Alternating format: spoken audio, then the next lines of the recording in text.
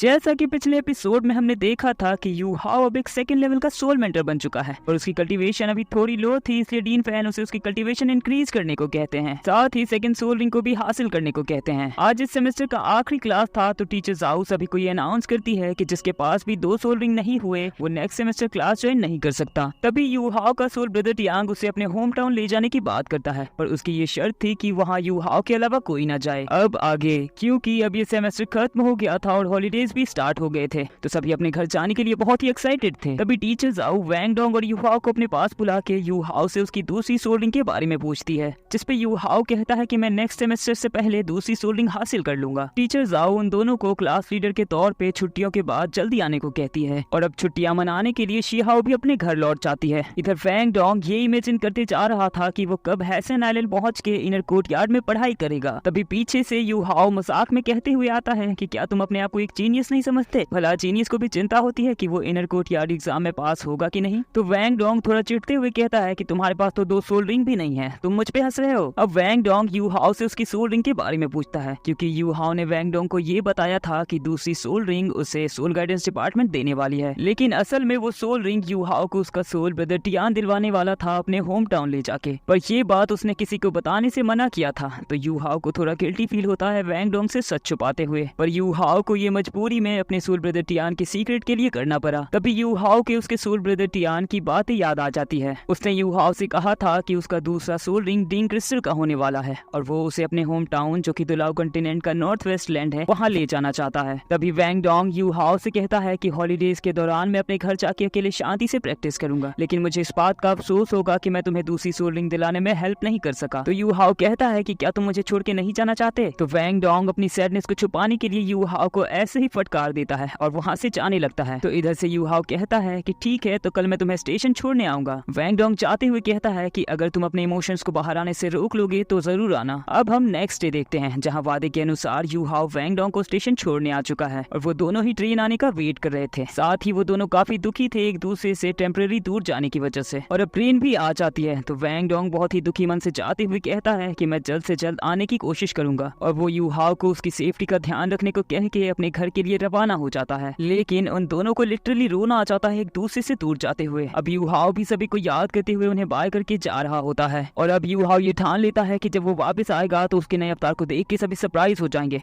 और जो लोग उसका मजाक उड़ाते थे, उसे कमजोर समझते थे, वो अब दोबारा यू हाओ से कभी उलझने के बारे में सोचेंगे भी नहीं। ये ठान के यू हाओ अपने सोल ब्रदर टियान के होम टाउन के सफर में जाने के लिए निकल चुका है, जहाँ वो कैरेज की मदद से कुछ दूर तक आता है। यहाँ एक बंदा पूरी रात से मछली पकड़ने की कोशिश कर रहा था लेकिन उसे एक भी मछली नहीं दिखी। तो ब्रिज को पार करते हुए यू हाओ ये बात सुन लेता है, तो उसकी मदद के लिए वो अपनी स्पिरिचुअल टेक्निक मेंटल डिटेक्शन के लाइट को उस रिवर में फैला देता है, जिससे उस बंदे के खाने का जुगाड़ हो जाता है और वो बेचारा शौक रह जाता है कि आखिर ये कैसे हुआ। चलते चलते यू हाओ को रात से सुबह हो गई और अब फाइनली उसे बर्फ से ढकी माउंटेन नजर आ जाती है। अब रात का टाइम हो गया था तो यू हाओ आज की रात यहीं बिताना ठीक समझता है और सुबह होते ही वो माउंटेन्स की तरफ जाने का फैसला भी कर लेता है। ठंडी थोड़ी ज्यादा थी इसलिए वो कैंप फायर चला लेता है और यू हाओ को नॉर्थ की तरफ सफर करते हुए 5 दिन भी बीत गए थे। अब यू हाओ नॉर्थ की मैप देखते हुए अपने सोल ब्रदर टियांग से पूछता है कि तुम्हारा होम टाउन नॉर्थ एंड पर है लेकिन तुम तो मुझे एक बड़े फॉरेस्ट में मिले थे। तो ब्रदर टियान कहता है कि यू हाओ तुम्हारी मेमोरीज बहुत ही अच्छी है, तुम्हें याद है कि हम फॉरेस्ट में मिले थे। वेल मैं इतने टाइम से तुम्हारे सोल स्काई में रह रहा हूँ और तुम एक भरोसे वाले आदमी भी लगते हो, तो चलो आज मैं तुम्हें अपने पास्ट की स्टोरी बताता हूँ। अब ब्रदर टियान यू हाओ को अपनी पास्ट की स्टोरी बताते हुए कहता है कि उसका जन्म नॉर्थ के एंड छोर में हुआ था और वो एक ऑर्डिनरी आइस सिल्क वॉर्म था। वैसे आइस सिल्क वॉर्म की आत्मा सिल्क वॉर्म एंड आइस की एबिलिटी के साथ पैदा होती है,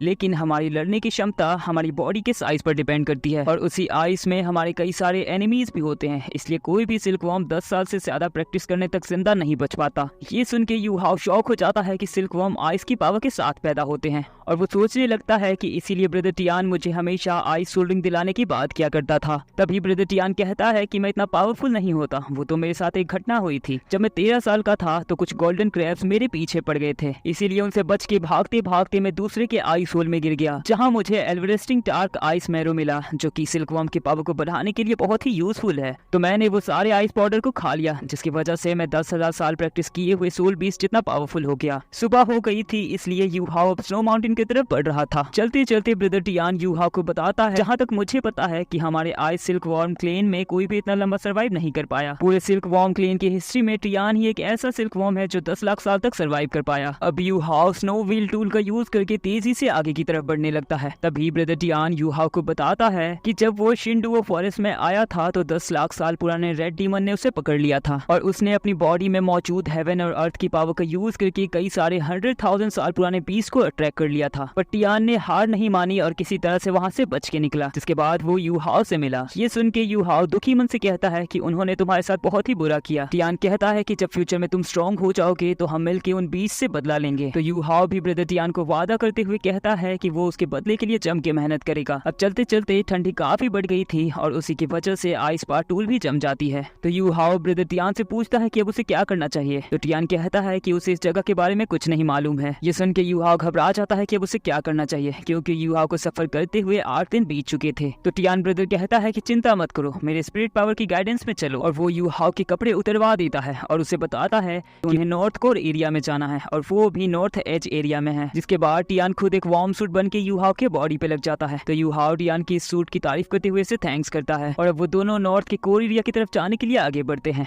जहाँ टियान यू हाउ से कहता है कि अब अगर तुम्हें सोल रिंग चाहिए तो मेरे डायरेक्शंस को फॉलो करो, वरना सोल रिंग तो क्या तुम अपनी जान भी नहीं बचा पाओगे। अब यू हाउ चलते चलते नॉर्थ के कोर एरिया पे पहुंच जाता है, जहाँ वो सोचता है कि ब्रदर टियान ने तो कहा था ये जगह बहुत ही डेंजरस होगी, पर यहाँ तो ऐसा कुछ भी महसूस नहीं हो रहा। तभी ब्रदर टियान यू हाउ को तुरंत पत्थर के पीछे छुपने को कहता है और चाहे कुछ भी हो जाए यू हाउ को वहाँ से बाहर निकलने के लिए मना करता है। तभी वहाँ बहुत ही बड़ा स्नो स्लाइड होने लगता है और उसी पत्थर के प्रोटेक्शन की वजह से यू हाउ स्लाइड स्नो के चपेट में आने से बचा हुआ था। स्नो स्लाइड जाने के बाद जब यू हाउ देखता है तो उसे पता चलता है कि ये स्नो स्लाइड इस बीस्ट की पावर की वजह से आई थी। तो यू हाउ उस बीस्ट की आइडेंटिटी ब्रदर टियान से पूछता है। ब्रदर टियान बताता है कि नॉर्थ के 3 सबसे खतरनाक किंग में से ये एक है, जिसका नाम टाइटन स्नो डीमन है। हालांकि मेरे भाई के मेंटल पावर की वजह से ये अंधा हो चुका था, इसलिए इसे अब कुछ दिखाई नहीं देता है। यू हाउ ब्रदर टियान से नॉर्थ के 3 खतरनाक डीमंस का नाम पूछता है। ब्रदर टियान बताता है कि पहले का नाम आई स्काई मिस्टीरियस गर्ल है, दूसरे का नाम लिंगवी इंपीरियर स्कॉर्पियन है और तीसरा जो अभी यू हाउ तुमने देखा Titan snow demon. Brother Tian कहता है कि उन सभी के पास आइस गॉड के द्वारा दी गई ब्लड्स हैं और वही तीनों नॉर्थ के रियल मास्टर्स हैं। और यू हाउ जो अभी तुमने टाइटन स्नो डीमन देखा वो पावर की रैंकिंग में उन तीनों में से 3 नंबर पे आता है, जिसकी कल्टीवेशन 20 लाख साल की है। तो यू हाउ भी सोचता है कि तीसरी रैंक लाने के लिए 20 लाख साल कल्टीवेशन करनी पड़ती है। और यू हाउ को चिंता तो इस बात की थी, जब तीसरे नंबर वाला ही इतना खतरनाक था तो आगे के 2 तो वो इमेजिन भी नहीं कर सकता था। अब ब्रदर टियान ने यू हाउ से कहा था कि वो तीनों डीमन यू हाउ से दूर हैं, तो यू हाउ को टियान की बातों पे थोड़ा डाउट होने लगता है। इसीलिए यू हाउ ब्रदर टियान से पूछता है कि तुम मुझे दूसरा सोल रिंग और सेकंड मार्शियल सोल कब दिलवाओगे। अब ब्रदर टियान अपनी बात से मुकरती हुई यू हाउ से कहता है कि मैंने तुम्हें नहीं बताया कि इस बार हमारा टारगेट उन तीनों डीमंस में से जो 2 नंबर में आता है वही है। जिसे सुन के यू हाउ को बहुत ही बड़ा झटका लगता है, इतना बड़ा कि वो सीधे नीचे गिर जाता है और घबरा के सोचता है कि क्या मुझे स्कॉर्पियन किंग से लड़ना होगा। अब यू हाउ के पास कोई और दूसरा ऑप्शन नहीं था सोल रिंग पाने के लिए, इसलिए वो अब आगे की ओर जाने लगता है। अब यू हाउ लगभग उस दूसरे डीमन के ठिकाने पर पहुंच ही गया था। तभी ब्रदर टियान उसे बताता है कि पीछे उसने एक हिडन इग्लू बनाया था जब वो पहले यहाँ छुपा था। तो अब यू हाउ उस इग्लू के अंदर जाता है, जहाँ वो लाइटर की हेल्प से अपने आप को गर्म कर लेता है।